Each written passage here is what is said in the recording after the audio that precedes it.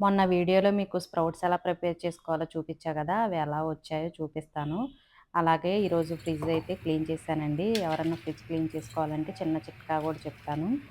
Hi అండి. Welcome back to our channel. 2 days back మీకు వీడియోలో చూపించాను కదా! పెసలు, బొబ్బర్లు విడివిడిగా నానబెట్టి బాక్స్‌లో వేసేసానని. స్ప్రౌట్స్ అయితే బాగొచ్చాయండి. ఇంకా అవి మొత్తం ఎగస్ట్రా ఏమన్నా ఉంటాయి కదా రానివి, ఆ గింజలన్నీ తీసి క్లీన్ చేసి ఒక బాక్స్‌లో పెట్టాను. ఇంకా ఈరోజు మా బ్రేక్‌ఫాస్ట్ వచ్చేసి స్ప్రౌట్స్ అనమాట. మొన్న స్ప్రౌట్స్ లేవని వరుసగా 2 డేస్ దోస వేసేసాను. ఇంక నిన్నైతే పెసర దోస వేశాను. ఈరోజైతే స్ప్రౌట్స్ తీసుకున్నాము. ఇంక ఈ స్ప్రౌట్స్ తీసుకునేటప్పుడు కొద్దిగా పచ్చి కొబ్బరి లేకపోతే ఏదన్నా ఫ్రూటు, డ్రై ఫ్రూట్స్ ఏమన్నా ఉన్నా కూడా పర్లేదు. ఇంక నేనైతే పచ్చి కొబ్బరి, అలాగే ఒక క్యారెట్ అయితే కట్ చేశాను.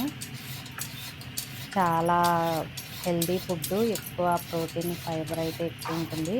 ప్రోటీన్ ఎక్కువ కావాలనుకునే వాళ్ళైతే స్ప్రౌట్స్ కంపల్సరీగా తీసుకోవాలండి. ఇంకా మీకు చాలా సార్లు కూడా చెప్పాను. పార్టీ వచ్చిందంటే మన లేడీస్ అయితే ముఖ్యంగా ఆరోగ్యం బాగా కాపాడుకోవాలి. బోన్స్ కూడా వీక్ అయిపోతూ ఉంటాయి. అటువంటి వాళ్ళకైతే ఎక్కువ కాల్షియం, ఇట్లా ప్రోటీన్ ఎక్కువుండే స్ప్రౌట్స్ అవి తీసుకోవచ్చు. ఇంకా ఎగ్స్ అటువంటివి కూడా తీసుకోవచ్చు. వాటికన్నా కూడా మనకి ఎక్కువ వీటిలో పోషకాలు ఎక్కువుంటాయి. ఇంక మార్నింగ్ ప్రతిరోజు ఇడ్లీ, దోస కాకుండా అప్పుడప్పుడు ఇట్లా హెల్తీగా తీసుకుంటే, మనం ఇలా ప్రిపేర్ చేసామంటే ఇంట్లో వాళ్ళు కూడా హ్యాపీగా తింటారు. వీటితో పాటు అప్పుడప్పుడు ఓట్స్ లేకపోతే ఫ్రూట్స్ అట్లా ఏదో ఒకటి వెజిటబుల్ జ్యూస్ కానీ, ప్రతిరోజు బోర్ కొట్టకుండా మార్చి మార్చి అట్లా తీసుకోవచ్చనమాట. ఇంక మా ఇంట్లో బ్రేక్‌ఫాస్ట్ అయితే ఈరోజు అదే చాలా సింపుల్‌గా ప్రిపేర్ అయిపోయింది. సింపుల్ అండ్ హెల్తీ ఫుడ్ అనమాట. ఇంకా మాస్టారోళ్ళైతే స్ప్రౌట్స్ తీసుకొని స్కూల్‌కెళ్ళిపోయారు. ఇంకా ఈరోజైతే ఫ్రిడ్జ్‌లో సామానన్నీ బయట పెట్టాను. అవి గూడా మొత్తం కడిగి ఆరబెట్టేసానండి. బాక్సులుంటాయి గదా మనకి వెజిటబుల్ బాక్స్ అవన్నీ. చూడటానికి చాలా చిన్నగా ఉన్నా గూడా మనం ఎక్కువ సామాను పట్టకపోయినా గూడా పెడుతూనే ఉంటాము. ఫ్రిడ్జ్ అవసరం అలా ఉంటుంది. కానీ ఎక్కువ పాలు, పెరుగు, పిండ్లు అన్నీ స్టోర్ చేస్తా ఉంటాం గదా! కొంచెం స్మెల్ అనేది ఎక్కువొస్తూ ఉంటుంది. అటువంటప్పుడైతే మీకొకసారి వీడియో గూడా చేశాను. ఒకసారి ఇలా ట్రై చేయండి. ఫ్రిడ్జ్ అయితే చాలా నీట్‌గా వచ్చిద్ది. బ్యాడ్ స్మెల్ అనేది గూడా అసలేమి ఉండదు. మొత్తం పోయిద్ది.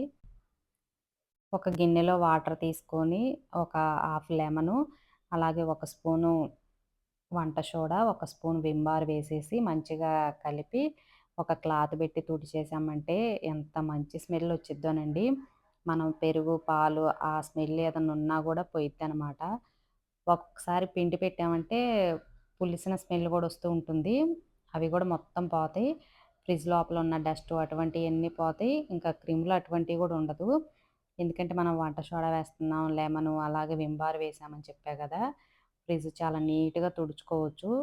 దానికైతే ఇంక స్పెషల్‌గా ఏమీ బయట నుంచి మనం కొనాల్సిన అవసరం గూడా ఏమీ ఉండదు.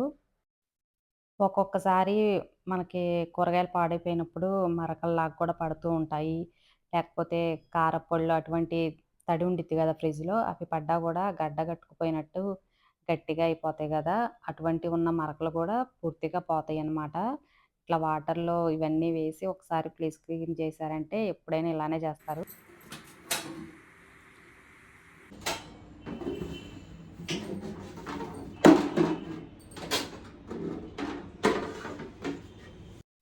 డోర్స్‌లో ఉండే అన్నీ ఎక్కువ ఈ గింజలు చియా సీడ్స్ అనేసి, బాదం పప్పు ఇవన్నీ ఉంటాయి గదా! అవి గూడా మొత్తం తీసి డోర్ అంతా క్లీన్ చేశాను.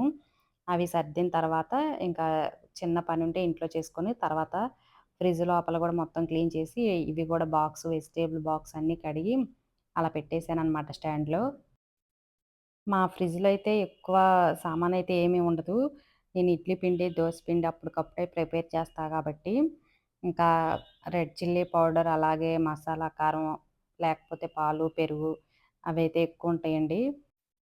రాజ్మా గింజలు, అలాగే బఠానీ ఇవి గూడా ఎక్కువ ఫ్రిడ్జ్‌లోనే పెడతాను. అవి పొట్టుతో ఉంటాయి గదా! బయట పెట్టేస్తే త్వరగా పురుగొస్తూ ఉంటాయి. అందుకోసమే అవి కూడా ఫ్రిడ్జ్‌లోనే ఉంచుతాను ఎక్కువ శాతం. ఇదంతా మంచిగా తుడిచిన తర్వాత ఫ్రిడ్జ్ అయితే చాలా కొత్త దానిలాగా ఉంది. మనం కిచెన్ గూడా చూడండి క్లీన్ చేసిన రోజు చాలా బావుంటది చూడటానికి. రోజు ఇలానే ఉంచుకోవాలి అని అనిపించిద్ది. కానీ కిచెన్ మాత్రం ఇంకా 2 రోజులకి మళ్ళా ఎప్పటిలాగే అయిపోయిద్ది. ఫ్రిడ్జ్ మాత్రం అలా అవ్వదులెండి. ఎందుకంటే ఎవరు పెద్దగా ఫ్రిడ్జ్ జోలి ఎళ్ళరు గదా! మనమే ఎక్కువ వాడతా ఉంటాము లేడీసు. నిన్న చింతకాయ చట్నీ ప్రిపేర్ చేశా గదా! ఇంకా ఆ బాటిలు, ఆ డబ్బా గూడా బయటే ఉంచాను. ఈరోజు మొత్తం ఫ్రిడ్జ్ అంతా క్లీన్ చేయాలనేసి. రేపు సండే గదా! సండే అంటే వీళ్ళుంటారు. ఇంకా ఎక్స్‌ట్రా పనులైతే చెయ్యాలి గదనేసి ఎవరు లేకపోతే మనం ఇంట్లో ఇట్లా ప్రశాంతంగా మధ్యాహ్నం ఖాళీ టైంలో అయితే చేసుకోవచ్చు. ఈరోజైతే చక్కగా ఫ్రిడ్జ్ అంతా క్లీన్ చేసి మంచిగా సర్దేశానండి. ఇంకిప్పుడు కర్రీ అయితే ప్రిపేర్ చేయాలి. బెండకాయలైతే ఉన్నాయి బయట పెట్టేశాను. వాటర్‌లో వేశాను. బెండకాయ పులుసైతే చేయాలి.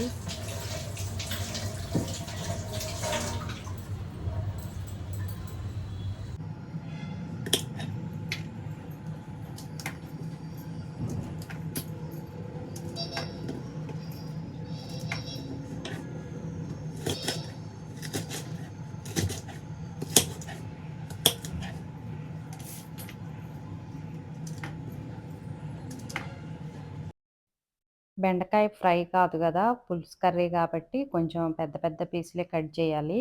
లేకపోతే మనకి గ్రేవీలోనే మొత్తం కలిసిపోతాయి. బెండకాయ చాలా సాఫ్ట్‌గా ఉంటుంది గదా! ఇంక అందుకోసం కొంచెం పెద్ద పెద్ద ముక్కల్లా కట్ జేసుకోవాలి.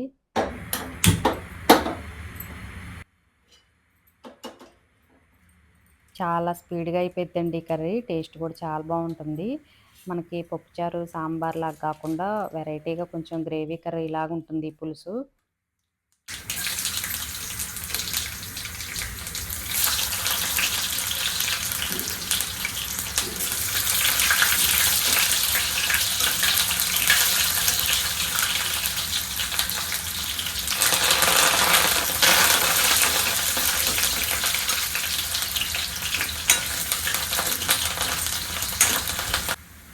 చిన్న నిమ్మకాయ సైజ్ అంత చింతపండు కూడా నానబెట్టాను. ఇంకా ఈ బెండకాయ పులుసుకి మెయిను మనకి చింతపండే గదా! అలాగే మా ఇంట్లో సాంబార్ కారం ఉందని చెప్పా గదా! అది వేసేస్తాను. ఇంక ఎక్స్‌ట్రా పొళ్ళు అటువంటిది ఏం అవసరం ఉండదు. తాలింపు వేసేసి ఎక్కువ ఆనియన్స్ ఇట్లా పొడవుగా వేసేసి బెండకాయలు అలాగే ఒక టమాటా వేసి చక్కగా సాల్ట్ వేసి మగ్గిస్తే ఈజీగా మగ్గిపోతాయి. ఇంక లాస్ట్‌లో చింతపండు రసం వేసేసుకోవచ్చు.